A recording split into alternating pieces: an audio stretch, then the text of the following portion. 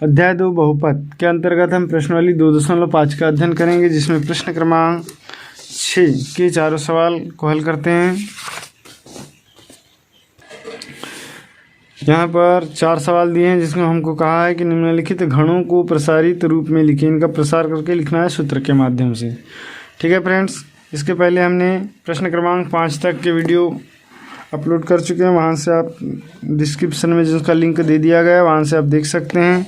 और अभी तक चैनल को सब्सक्राइब नहीं किया है तो प्लीज़ इसे सब्सक्राइब कर लें और बेल आइकन की ऑल वाले नोटिफिकेशन को ज़रूर प्रेस करें। तो पहला सवाल देखते हैं कि पहला सवाल हमारे पास दिया है 2x धन 1 पूरे का क्यूब।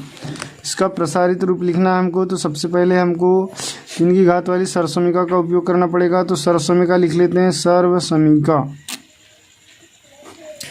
सर्वसमीका क्या होती है, देखिए a धन b पूरे पर 3 की घात बराबर, इसका जो प्रसारित रूप होता है वो होता है a का क्यूब धन b का क्यूब धन 3 a धन b। ठीक है, ये हो जाता है इसका प्रसारित रूप। तो अब इसमें हमको मान रख के इसको हल कर देते हैं। अभी सर्वसमीका के अनुसार इस दिए गए जो बहुपद है इसमें हम तुलना करेंगे। तो इसका प्रसारित रूप लिखने के लिए देखिए a के स्थान पे कितना है 2x, हाँ a बराबर 2x और b बराबर कितना दिया है 1।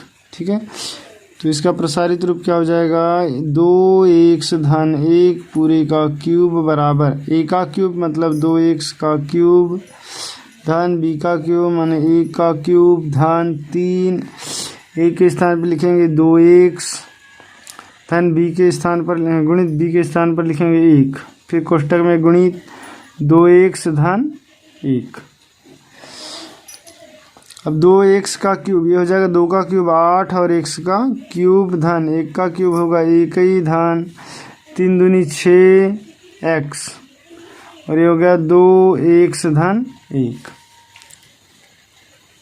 ये हो गया 8x का क्यूब धन 1 धन 6x का गुणा देखिए 2x में होगा तो ये कितना हो जाएगा 6 दूनी 12x का वर्ग। ये हो गया 12x का वर्ग धन 6x का गुणा 1 में हुआ तो 6x। अब इसको घात के घटते क्रम में लिख लेते हैं। तो ये हो जाएगा 8x का क्यूब धन देखिए 3 की घात है। अब इसके बाद 2 की घात वाला पद लिखेंगे तो ये वाला पद आ जाएगा 12x का वर्ग धन उसके बाद 1 की घात वाला पद 6x धन उसके बाद 0 की घात वाला पद 1। आंसर इस तरीके से इसका प्रसारित रूप हो जाएगा। अब सेकंड क्वेश्चन दूसरा जो सवाल दिया है हमारे पास क्या लिखा है 2a ऋण 3b पूरे पर 3 की घात। यहाँ पर ऋण वाली सर्वसमीका लगेगी तो हमारी सर्वसमीका क्या लग जाएगी सर्वसमीका a माइनस b पूरे का क्यूब बराबर a का क्यूब माइनस b का cube minus 3ab into a minus b। इस सर्वसमीका का उपयोग कर लेंगे यहाँ पर हम। तो यहाँ पर देखिए a के स्थान पर क्या है 2a और b के स्थान पर है 3b। तो इसका जो प्रसारित रूप हो जाएगा 2a माइनस 3b का क्यूब इक्वल देखिए a का क्यूब मतलब 2a का क्यूब ऋण b का क्यूब माने 3b का क्यूब ऋण 3a का मतलब 2a गुणित b का मतलब 3b गुणित कोष्ठक में लिखेंगे हम a ऋण b मतलब 2a ऋण 3b। अब इसका देखिए 2 का क्यूब हो गया 8 a का क्यूब ऋण ये हो गया 3 का क्यूब 27 b का क्यूब ऋण ये हो गया 3 दूनी 6 6 3 18 ab और कोष्ठक में आ जाएगा 2a ऋण 3b। फिर ये 18 ab का गुणा अंदर कर देते हैं तो ये हो जाएगा 8a का क्यूब ऋण 27 b का क्यूब ऋण 18 दूनी 36 a का गुणा a में हुआ तो a का वर्ग b फिर ऋण का गुणा ऋण में हुआ तो धन फिर 18 तिया 54 और a b का वर्ग।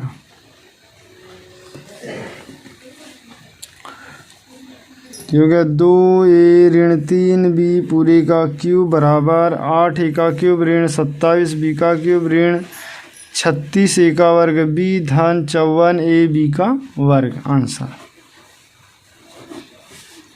तीसरा क्वेश्चन देखते हैं। तीसरा क्वेश्चन देखिए क्या लिखा है, 3/2 x धन 1 पूरे का क्यूब।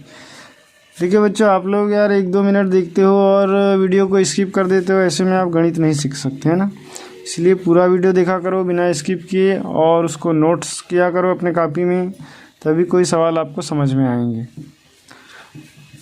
अब देखिए यहाँ पर धन वाली सरसमिका लगेगी जिस पर 3 की घात है। तो पहले वाले सवाल में हमने लिखे थे वो सरसमिका क्या है, सरसमिका a धन b पूरे पर 3 की घात बराबर क्या हो जाएगा, a का क्यूब धन b का क्यूब धन 3ab a धन b। ठीक है, ये सरसमिका लग जाएगी। यहाँ पर देखिए अब तुलना कर लेते हैं इन दोनों पदों की। तो क्या हो जाएगा, a के स्थान पे कितना है 3/2 x, तो a बराबर आ जाएगा 3/2 x और b के स्थान पे कितना लिखा है 1 हो गया।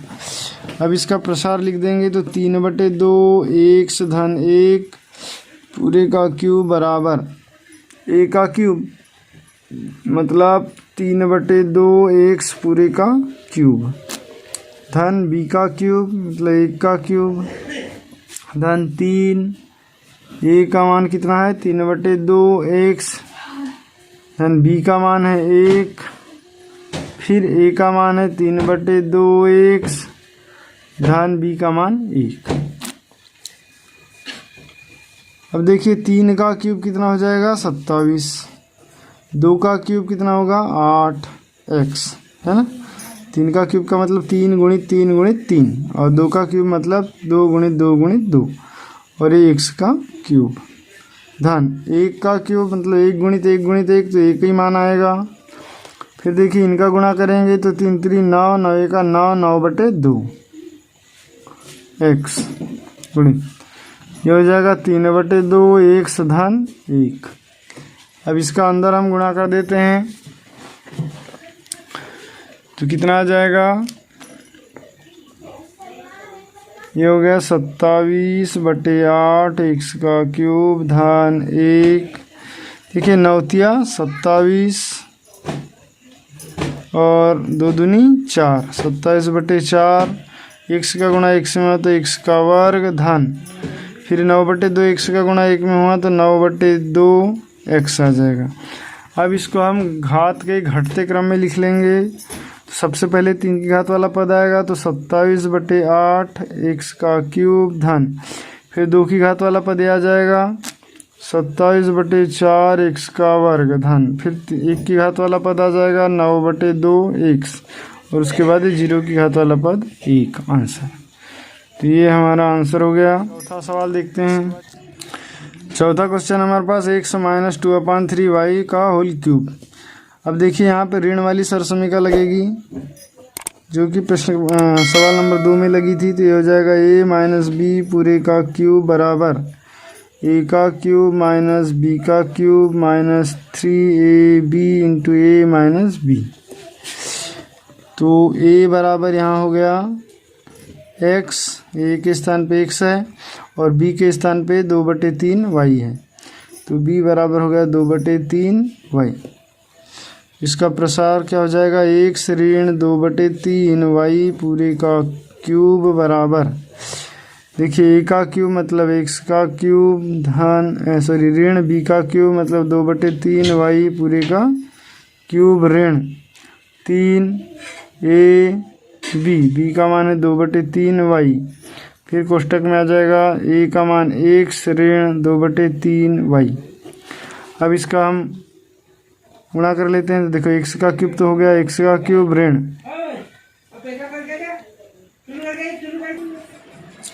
ये देखिए 2 का क्यूब हो जाएगा 8/3 का क्यूब हो गया 27 y का क्यूब ऋण 3 दूनी 6 और ये बटे में आ जाएगा 3 या इसको हम 3 को 3 से काट देते हैं तो बचेगा हमारे पास 2। ठीक है, फिर क्या बच गया 2 और x का गुणा y में हुआ तो x y, और ये हो गया x ऋण 2/3y। अब ये हो गया x का क्यूब ऋण 8/27, y का क्यूब ऋण, इसका गुणा यहाँ अंदर हो जाएगा तो ऋण 2, x का गुणा x में हुआ तो x का वर्ग y, फिर इस ऋण का गुणा ऋण में हुआ तो धन, 2 का गुणा 2 में हुआ तो 4/3, और x का गुणा यहाँ x नहीं है तो x वैसे ही रहेगा, और y का गुणा y में हुआ तो y का वर्ग। तो इस तरीके से x ऋण 2/3 y का क्यूब, ऋण 2/3 y का y पूरे का क्यूब का प्रसार हमारे पास हो जाएगा x cube minus 8/27 y cube minus 2x² y plus 4/3 xy square. Answer. Friends, video पसंद आ रहा हो तो प्लीज़ इसे लाइक कर ले, क्योंकि आपका एक लाइक मुझे मोटिवेट करता है कि मैं और वीडियो बनाऊं, और चैनल को सब्सक्राइब नहीं किए हो तो उसे सब्सक्राइब कर लो। Thanks for watching.